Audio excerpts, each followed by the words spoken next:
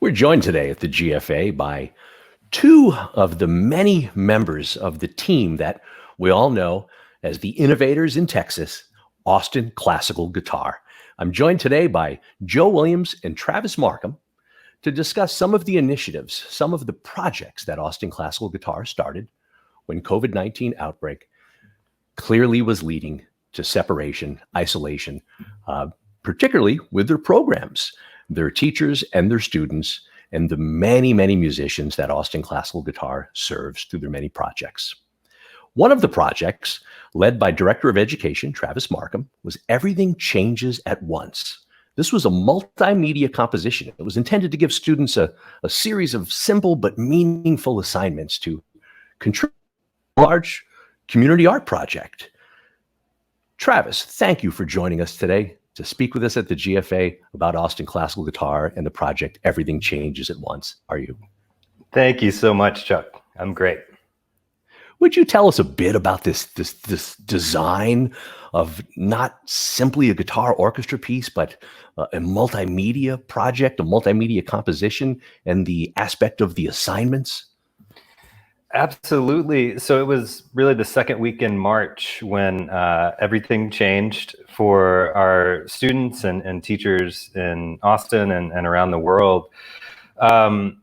So we have a really tight-knit community of teachers and students here in Austin. Our, knee-jerk reaction was to do something, and my go-to is to write music. I was sitting around the house on Zoom meetings all day, and I was thinking about what can we do to truly reach out on a personal level and see where everyone is. And so what we did, we started writing a piece that was really the structure is 13 independent ostinatos. And we decided to do this because it's a small compartmentalized piece of music that students can record on their own with whatever technology they have with them, along with 3 other assignments. So the other assignments that go along with the project are they're being asked to take a photo of their environment. It could be outside, inside, family member, themselves, in nature. They're being asked to find a found sound. So this is anything, again, in their environment. The wind chimes outside. We've gotten audio of cats snoring. We've gotten audio of, cars passing and wind and rain and all kinds of really beautiful, evocative sounds. And then the last of the tasks was for them to answer one or a few of these questions that really get at how are our students personally feeling right now. We have such close relationships to these young people, to these teachers. It was such a jarring event to pull out of everyday life so suddenly. And so they answered questions like, how do you feel right now in quarantine? What do you miss about being in a school setting? What brings you joy right now? And how does music help you to process this moment in time? So that's the structure of the piece. And ultimately, we get these 13 ostinatos that can be arranged in many, many different ways. We have the voices of the students coming in and out of the music, punctuating the music itself and giving us perspective of where we all are at this moment. And we have photos of the settings around these young people. And we have these found sounds integrated into the composition as well. And I so appreciate the variety of this project. I can't help but think, personally, it makes me reflect back on, I think it was 2 years back that I was in Austin for the premiere of Dream, and I remember just the overall emotional impact of combining all of those elements. What a beautiful project, Travis. But it's Texas, and everything's bigger in Texas. So one project couldn't possibly be enough. There has to be another project. So Joe Williams, artistic director of Austin Classical Guitar, would you tell us a bit about the Solace Project? Absolutely. We started our year in 2019 thinking about together as a kind of a guiding word. I mean, noticing how music's power to really cross boundaries of space and in communities and social settings. And so we really started the year thinking about belonging and thinking about isolation. And that kind of made us sensitive to a lot of things. And when we were very happy to find the ACG ensemble composition competition winner in January was Brandon Carcamo's piece Solace. And so we found this piece that was beautiful. We were planning to premiere it in April as part of ACG Fest, and where 100, 120 people would come together in the region and premiere it.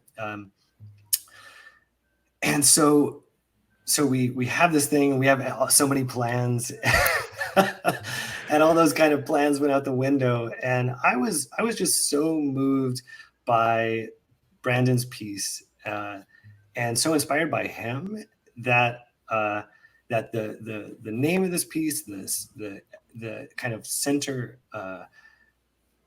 the center of it was an idea of solace. And when COVID hit, it seemed so true that what we need is solace. And if we could notice that the things in our world, in our close proximity, when all of our worlds kind of shrunk and expanded at the same time, what are the things that bring us solace? And so I love the piece so much. I said, we can't let this go. We need to find another way to premiere it. We are going to open up and invite a bunch of people, anyone. We got some old friends in the Texas guitar quartets and Austin guitar quartets. Said, would you want to be a part of this project? And opened it up and said, we're going to find out a way to premiere this and invite people to look in their surroundings, look at the spaces around them, and say, what is bringing you solace at this time? And we just received so many fascinating things, to continue what Travis is saying, the things that you would expect, the landscapes of nature around you that give us hope, that give us relief, looking at our family and our pets and our animals, and all these little beautiful art pieces that surround us that kind of give us relief and kind of gave a visual representation of Brandon's beautiful piece. Because as we were talking earlier, this is not a performance video. You don't see everybody. You see the things that are solace for these people. I would imagine that also for a lot of folks is going to create kind of a timestamp, when they look back on this project, one really positive memory of how they coped during this time. So that leads me to something I'm curious with both of you. Tell us a bit of, really about why you find it so important to put all this work into keeping musicians collaborating in ensemble projects at this time. Travis, how about you? Certainly. So I always think about these projects when we do something large in scale like this, and I think about it from the context of an individual young person. And one thing I know is if we were to go to a sixth grader in one of our programs here in Austin and say, everything's different now, you're going to do music is by yourself from here on out. We're going to do just solo guitar playing, and the community and the friendships and the family that you built over these years. That's not possible right now.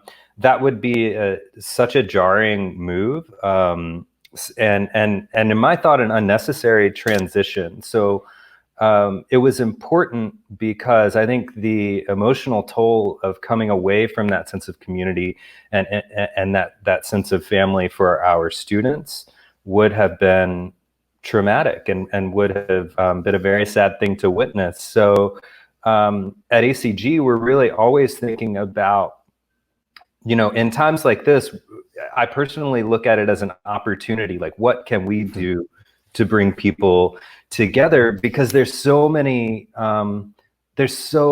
people hungry for that connection.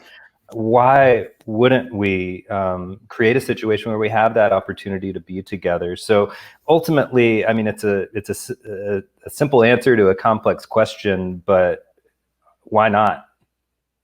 I love it. I love that answer. Why not? Joe, anything you'd like to add to that?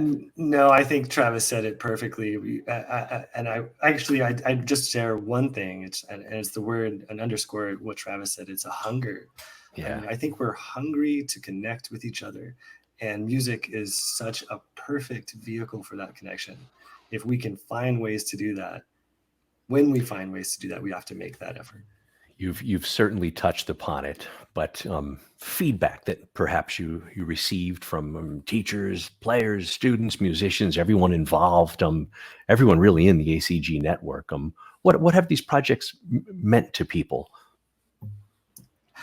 I'll tell you, one of the first conversations I had was with Isaac Bustos, and his wife Lori was listening in, and I started telling her about the musical framework and everything that was going on, the spirit of the piece, and then how it would look visually. And Lori was so funny. She was like, "Oh yes, Isaac, you have to do this." And I think that kind of that's part of a bigger effort to see, you know, the response that we've gotten is, yes, this music is beautiful and great, and this is a chance for me to share something of myself. Beautiful. You know, as I speak to people, as really all of us chat about these virtual projects, one of the common themes is that when you see the finished product, you don't necessarily see all of the hours that are behind the project. You know, creating the groundwork for it, and then all the post production. Travis, would you mind speaking just a bit to the technical challenges, the things that need to be overcome to put this all together into a polished product? Well, absolutely. And we're so fortunate to have a large team here at ACG that helps with these things. But just to give you a little bit of a vision into the process, we had 678 files, I think, uploaded for the Everything Changes at Once. And that represents around 175 students participating, photos, music, all kinds of different things. And so we had 2 audio engineers cleaning up that audio coming in on the front end. We had Irene Henry, who is just an amazing organizational mind and a person helping us out from Chicago remotely, actually. And she was communicating with all of the teachers.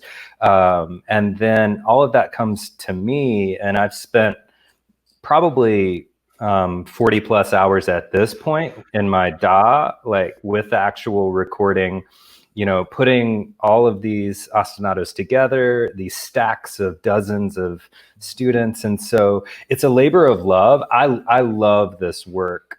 Sitting there listening to student voices and the things that they have to say is exactly what I want to be doing right now, but it's a tremendous amount of work, and that's very true. Yeah, I can imagine, and I know how much work is involved, and I can imagine how much work has been involved for you guys, since you have both of these projects going on, and because of the multimedia aspect to them. So since you both have so many hours put into this, there's so much of an investment.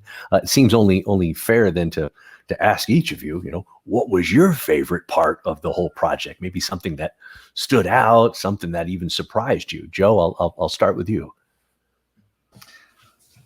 I getting to listen to each of the people who contributed was really wonderful, and helping along that process and saying, okay, well, this is kind of what's going to happen. And my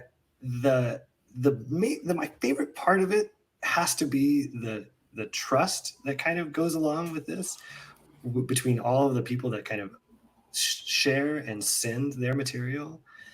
you know, it takes a lot of time. It took a lot of people. I think about them practicing their part on the loan. We created a bunch of audio things and a conducting video for them to spend time and refine and deepen what they had and make what they made as good as it is. I think the other part of that that's in there is the trust to say, okay, I'm contributing this. I'm part of this, and the buy-in. That's my favorite part by far. Yeah. Yeah, that's a fabulous response. Travis, how about yourself? Well, I want to double up on that. It's an honor to have so many young people vis-a-vis their teacher trust this process, honestly, not even knowing what it is, but looking at this project and saying, I want to be a part of it. And I'll just say one more thing. I just got off the phone with one of the teachers involved, Joe Campos in Odessa, Texas, just a wonderful teacher. And he said, getting these interview questions, these responses from his students, as far as how they're feeling right now, what they're experiencing, their joys, what they miss.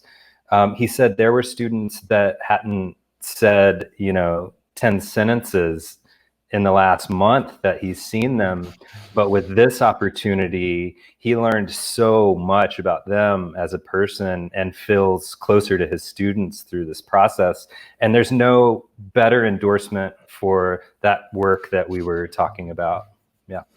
I always am inspired when I'm around you guys virtually or live in person. I love hearing about everything that you do, and along those lines, because I feel strongly that everyone needs to hear. Do either of you have any words of encouragement, any pointers, feedback, if you will, for folks thinking about embarking on one of these projects as we march into the future and all of the uncertainties? Joe. I think this is an incredible opportunity. I think this makes the challenge of distance not a challenge. We can basically come together from anywhere. Everywhere is equally distant at this point. So that is just one of many parts of this, that this is an invitation. I mean, I think any composer who's writing a piece is maybe they're solving a problem or discovering a solution, and this is no different. So what the exciting part here is not trying to play by old rules. Mm-hmm. It's discovering new rules. That's something really a gift. That's a gift. Well said. Travis, anything you'd like to add to that? I think if I had a piece of advice, I'll circle back to what I said earlier, which is truly imagine the individual you're creating this project for interacting with this project. Everyone's community is different. Everyone has different needs. There's so much opportunity to create something meaningful for where you are and where your students are right now. But it's not all about the music, and it's not all about the recording quality. And it's not all about having really high-level guitarists be a part of your project, but rather it's about that individual and their interface with the experience. And if it brings you closer to them closer to other people, and music is a part of that experience, then you're doing the right thing. Well, I want to thank both of you guys and by extension, everyone at Austin Classical Guitar for not only this, but everything you do for our community, everything you do to promote musicianship and maybe more importantly, to promote community building, because I know that's at the core of everything that is Austin Classical Guitar. It's great that both of these projects, as well as previous projects that you've done, are all now showcased on the Austin Classical Guitar website with all of the other information and resources that are there. But we're really excited now to share one of these projects during the GFA. So Travis, Joe, thank you so much for spending time with us. Thank you, Chuck, and thank you, GFA.